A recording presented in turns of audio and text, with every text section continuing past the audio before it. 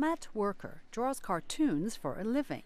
He's a staff cartoonist for Politico, an American political journalism outlet just outside Washington. We're a strange mix of things in that we are making serious commentary on serious topics, but we're doing it not so seriously, and we get to draw our opinions with silly pictures. The Pulitzer Prize-winning cartoonist says the main advantage of a political cartoon is being able to communicate an opinion very quickly. I can draw a picture and put in a little word bubble, and you can read it in about 4 seconds, and you get it. It has to hit you in the face kind of hard and fast, and you know it when you've been hit.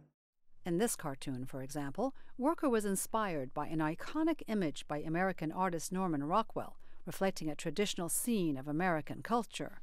The cartoonist says over the years, his craft has evolved. When I started 40 years ago doing cartoons, an editorial cartoon was a black and white single-panel cartoon in a newspaper. And now cartoons can be color, they can be animated, they can be graphic novels that are political.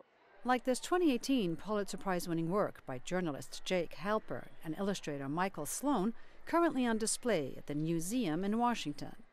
The series tells the story of 2 Syrian families' harrowing journey from their homeland to the U.S., where they settled as refugees in 2016. Patty Rule is vice president of exhibits at the museum. Since the beginning of this country, editorial cartoons have been framing issues and framing debate, from Ben Franklin, the live free or die, the segmented snake that rallied the 13 colonies together. So it's always been a part of this country and the world's way of freely expressing ideas and debate. But free expression sometimes comes at a heavy price. In 2015, Islamic terrorists attacked the offices of Charlie Hebdo, a French satirical magazine, after it published unflattering cartoons of the Prophet Muhammad. 12 people were killed in the attack, including several prominent cartoonists. And within their culture, they're certainly entitled to be offended, but they're not entitled to decide that they're going to go to Paris and kill the people that created that cartoon. Many cartoonists have had to flee their countries because they were brave enough to take on regimes or political figures. Worker hopes that in these troubled times, people will appreciate cartoons for what they are.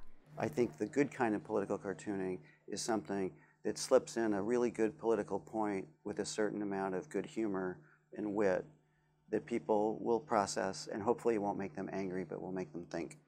Julie Tabo, VOA News, Arlington, Virginia.